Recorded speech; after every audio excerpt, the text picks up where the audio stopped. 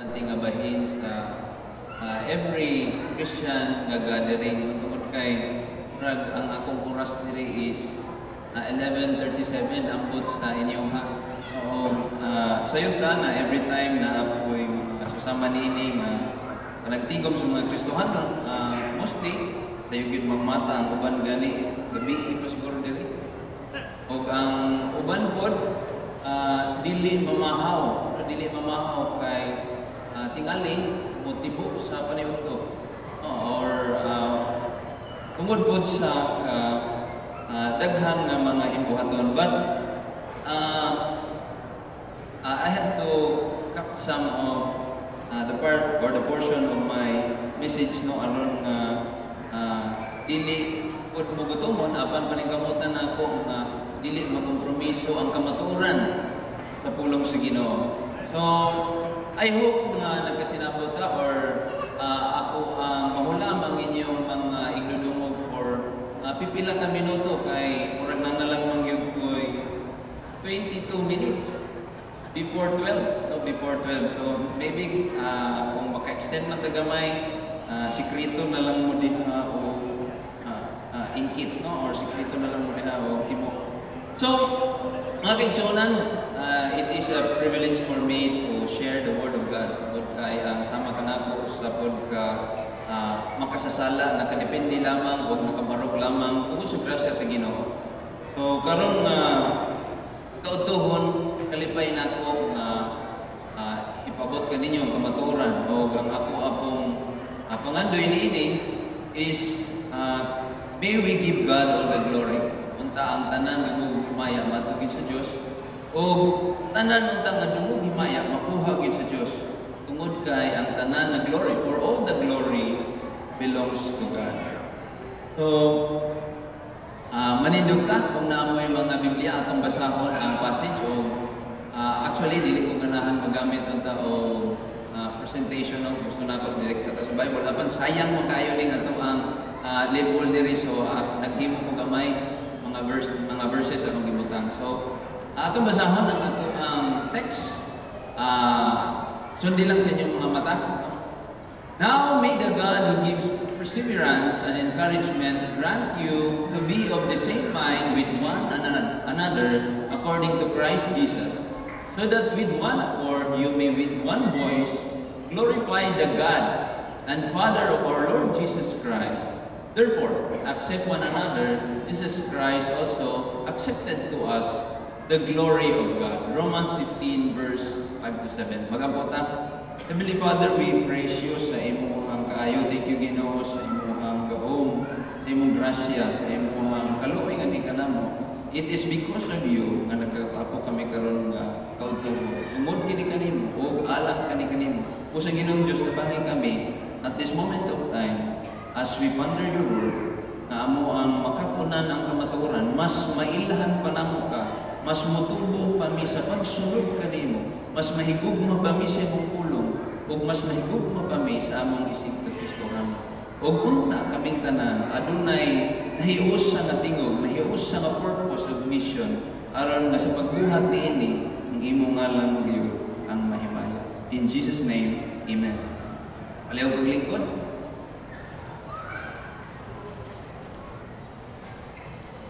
Aside mo mga kaigsuonan,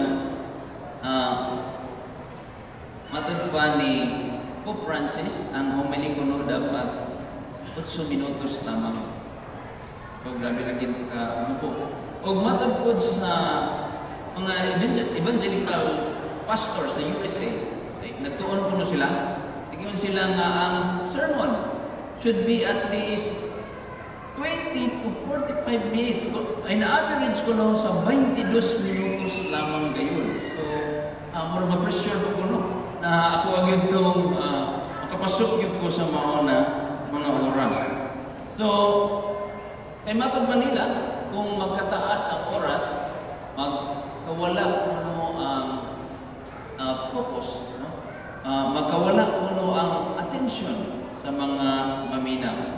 So, miuyon ko ni ana na mas mubo dapat ang oras. Hilabi na kung ang imong iwali walay kamatuoran. No? Kung wala nakaba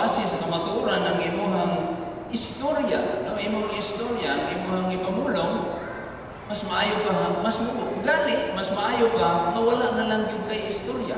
Kung walay base sa kamatuoran, ang imong gipamulog. Tungod kay, dili man di ay magnify si Kristo. Dili man di ma-exalt si Christ. Dili man di mag-glorify ang Ginoo. Mas maayo ka nga walay mensahe. Instead na musulti ka ug mo satisfy sa nagilok nga dalunggan sa mga maminaw or sa mga listeners. So, ano man lagi o matuta sa mga concert, no? Matuta sa mga concert, willing ka mapila sa 2 ka oras. Kung musayaw o ngadto sa mga artista sulod sa hantod sa alas 12 sa kagabihon. No nga naman lagi o magtanaw ta sa mga sports, willing man ta makigdututan, makibailuan og nawong, no aron lang makita ang mga panghitabo, ang mga dula, no? Ang artista, ang sweet notes, no kinsa na lang diha na mga adunay inila diri sa kalibutan. So willing ta niya na extend kung naakay na angayan na mga salida, no? Or mga movie, willing nimo bilaran ang 157 episodes sa usa ka Korean novela, no? Aron lamang na mahuman nimo apan tadihan karon nga naaka sa pinaka-importante o na adunay eternal value sug na dayon ka mang kuyaw. Ako encourage ang mga tagusa nga bantayan na atong makatapan sa ilang kuyaw aron nga makita nato ang atong interest. Apan dili pud nato malinong mga kaigsunan na partners ang ato ang holiness o sa ato ang holiness. Tungod kay makita yun nato diha ang sunod sa kasing-kasing sa usa ka tawo kung asa di ay ang iyang inclination sa iyang kasing-kasing. Willing ba siya ma-extend og oras alang sa Dios. So karon mga kaigsunan, gamay pa man to na minuto, maanhin na ta karon sa ato ang main text, no? Balik kita dito sa Roma. Ato ang kini gihay-gihayon o ato ang kini himay-himayon. But I promise, dili gyud mo gutomon kaayo tungod kay ang punto ra nako is short or long nga mensahe sa Dios. Ang importante aduna gyud ang kamatuoran pabutyag ganha kaninyo. Ang truth bitod, no? Ang kamatuoran gyud ang ato ang masinatian aron nga mabag-o ta pinaagi sa gahom sa kamatuoran sa pulong sa Ginoo. So karon balik na nga sa Roma, ato ang magkatunan na ang one voice, one purpose, one mission is usa ka hinguha sa Dios. No, ang unity, kung ato ang isahon or ato ang isahon is unity. Ang panaghiusa, ang unity is usa ka gikan sa Dios or agenda gikan ngadto sa Dios. No, ang panaghiusa, ang harmony and unity of the church is God's main concern or concern sa Dios. No, before pa ta nagkahiusa, before pa ta magkahiusa, na usa na daan concern sa Dios, gikan pa kaniadto hangtod karon, hangtod sa iyang pagbalik. So muna nga punto nga ang harmony and unity of the church is God's concern. Tanaw na to sa Old Testament sa Salmo. Palihog. Next please. Ningon ang Salmo 133. Hinaot na po may mga Biblia diha. Although ako man i-provide rin ang mga verses. Ningon siya, behold how good and how pleasant it is for brothers to dwell together in unity. It is like the precious oil upon the head coming down upon the beard, even Aaron's beard coming down upon the edge of his robes. It is like the dew of Hermon coming down upon the mountains of Zion. For there the Lord commanded the blessings, life forever. So ito makita ang unity, bisan pa sa Old Testament, usana ka sweet and fragrant thing to God. Usana ka tamis o humot alang ngadto sa atong Dios. Gusto gid niya adunay panaghiusa. So next, tanaw pa nato ang lain nga bersikulo. Tanod please. Jeremiah. Ingon siya, they shall be my people and I will be their God, and I will give them one heart and one way, that they may fear me always, for their own good and for the good of their children. So makita nato ang panaghiusa. Next, tanawon pa nato, paspasan tani. Sunod na bersikulo. Messiah, no? 1:11. And the sons of Judah and the sons of Israel will be gathered together, mahiusa, and they will appoint for themselves one leader, and they will go up from the land for great will be the day of Israel. So next, tanaw natong sunod na bersikulo. Sa Old Testament kani sa New Testament, unsa na pod ang agenda sa pag-anhi ni Ginoong Hesus? Ingon siya, I am no longer in the world, sa 1. And yet they themselves in the world, and I come to you, Holy Father, keep them in your name, the name which you have given me, that they may be one, even as we are. So ang modelo nato sa unity is ang panaghiusa sa Trinity, sa Triune God, God the Father, the Son, the Holy Spirit. I do not ask on behalf of this alone, but for those also who believe in me through their word, that they may be all one, even as you, Father, are in me, and I in you, that they may also be in us, so that the world may believe that you sent me.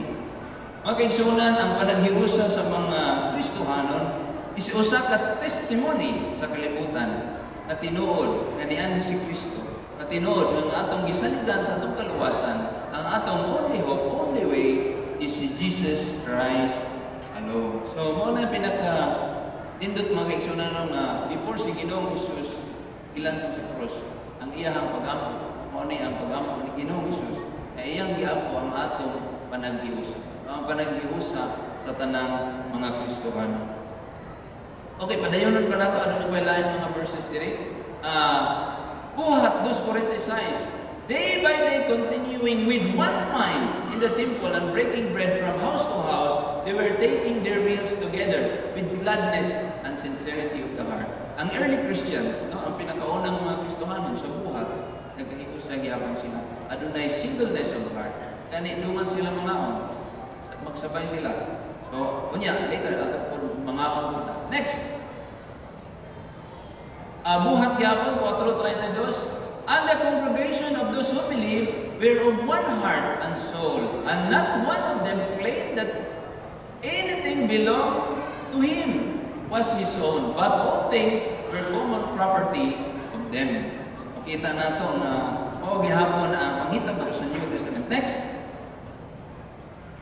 Sa Episo, ingon siya, being diligent to preserve the unity of the Spirit in the bond of peace. There is one body, one Spirit, just as also you were called in one hope of your calling. So, makita na ito, si Pablo, kung po yagingon sa church sa Episo, sa iglesia sa Episo. Next verse. Sa Corinto, now I exhort you, brethren, by the name of our Lord Jesus Christ, that you all agree, and that there be no divisions among you, but that you be made complete in the same mind and the same judgment. Panaghiusa sa gyapon, sunod na bersikulo. Corinto gyapon, for even as the body is one and yet as many members, and all the members of the body, though they are many, are one body, so also in Christ. For by one Spirit we were all baptized into one body, whether Jews or Greeks, whether slaves or free, and we were all made to drink one Spirit. So makita nato ang panaghiusa, gihapon nato sa Corinto. Either slaves, either Jew, either Greek, adunay dapat panaghiusa sama sa usa ka body. Daghanan nato na makatunan nga amo sa ka iglesia. Sama sa usa ka lawas. Managhiusa dapat sila. Managhiusa mo function as one. Next.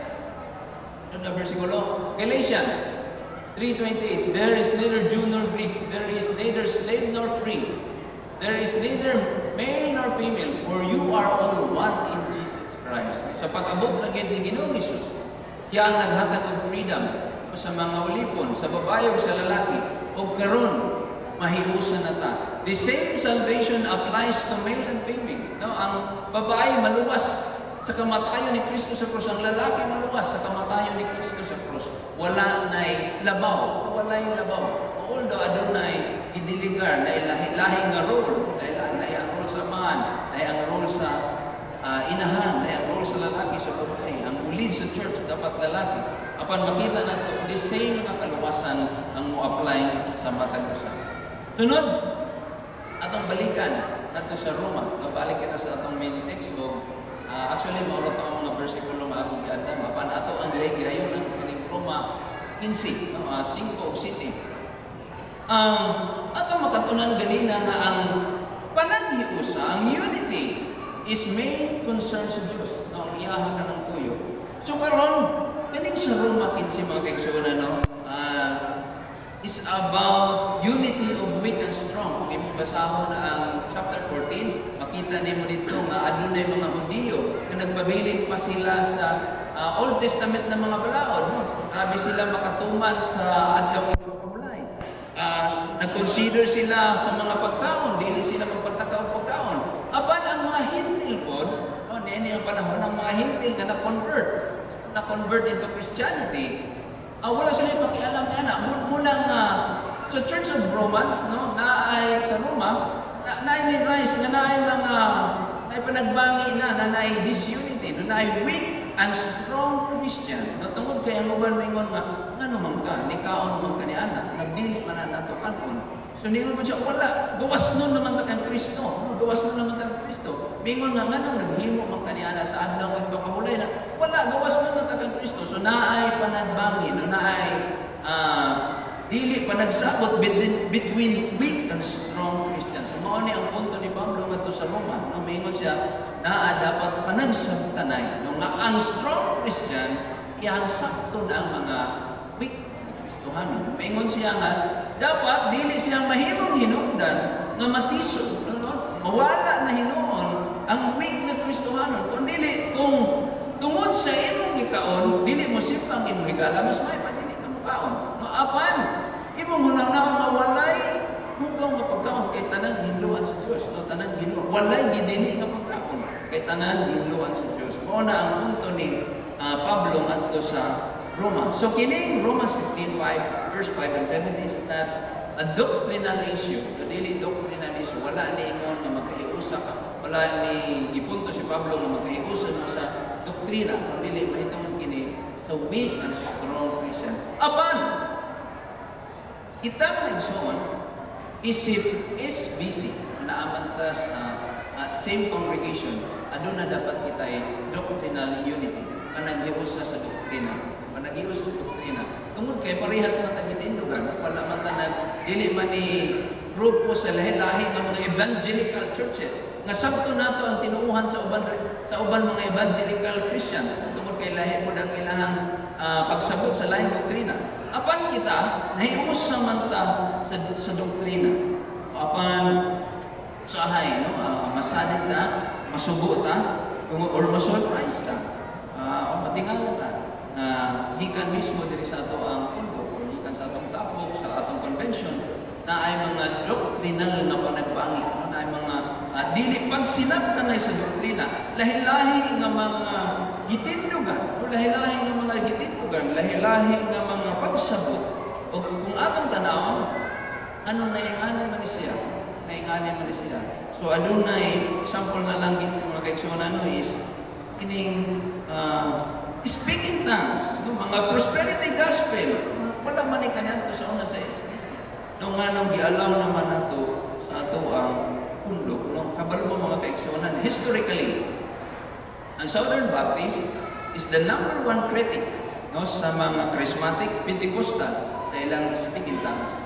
Kita ang #1 na nagingon sa history. Kita ang #1 nagingon nga ang ilahang speaking tongues is unbiblical. Dili o yun sa kabubutuan sa Biblia o wala sa kamatuoran nagidulyo sa Biblia. No sukway, nagsis na, nitapos na ngayon po panahonan. So apan sa kini sa mga makapasubok ka nato, aduna nay mga issue, aduna nay disunity sa atong doktrina. Tungod ni sa pagbiya nato sa pagtuon sa Biblia, tungod ni sa pagbiya sa mga Kristohanon, sa purity and clarity, pagsapot sa kamatuoran na naa dinhi sa Biblia, atong nang gibiyahan. O nagdepende na ta kung unsay iin karon sa dapit daghan ang maten. Dapat ang ato ang mga focus na mayroon na dapat daghang suga, magsiga-siga during panimbaho. Dapat nindot ang mga instruments. No? Dapat maayo ang kanta. Dapat hitsuraan ang mutindo. Dapat manghatag ng bugas, magpagkaon ta. So nakapabili na ta sa ingana na mga buluhaton. Nakapabili na ta niana. Wala mo pa mag-ingon na daw ta niana. Apan ang balikon magkaigsunan ang kaluwasan trabaho gihapon ni Ginoong Hesus. Ug miingon ang Biblia na faith comes by hearing the message. Ang pagtuo, ang kaluwasan mo abot ra gyud sa usa ka tawo pinaagi sa pagdungog niya. Kung siya kaluyang sa Dios, kung born again siya, magrepent siya sa iyang kasalanan, mutuo siya sa gibuhat ni Kristo, sa nahuman nga buhat ni Kristo ngadto sa krus. Bisan pa og imo siyang suplayan every day sa iyang gipaginahanglan. Kung walay grasya ngadto kaniya sa Dios, kung wala siya piliya sa Dios, wala gyud kaluwasan mo abot ngadto kaniya. Ngadto wala gyud maabot ngadto kaniya. So nibiya na majority. Dili kita matingala. Tungod kay ang Matthew 13 nagingon nga aduna gyud mga sampot na ipunla ngadto sa wheat field, no? Sa tamnan sa trigo, gi-allow sa Dios nga naay mga sampot, naay tears ilabog sa kaaway o sa pag-abot sa Ginoo iyang lahibon ang mga sampot o ang mga trigo, ang kanding o mga karnero ug makita nato na within the church naadi ay kanding, naadi ay sampot. So apan sa kasubong nga panghunahuna kana sa magigsunan nga mao ang ato mahigugma.